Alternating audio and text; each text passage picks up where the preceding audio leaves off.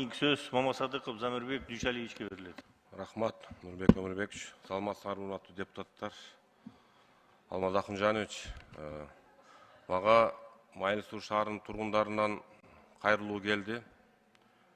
Мына соц тармактарда дагы, WhatsApp'тарда келип атат.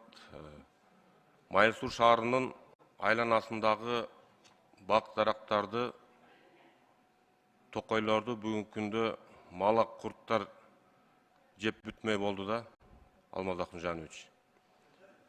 Андан сырткары Бүргөндү, Достук, Учкоргон, айыл аймагынын тургундарынан, дыйкандардан дагы мына кайрылуулар келип түшүп атат.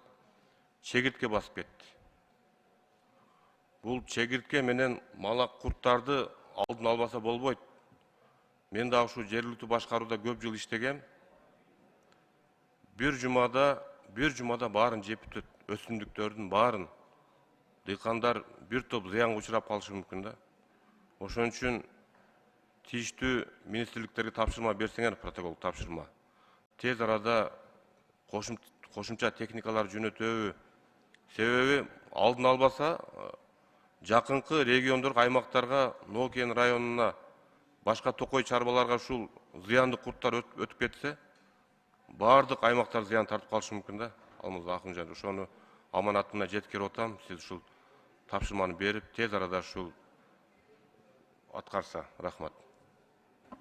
Рахмат. Кийинки сөз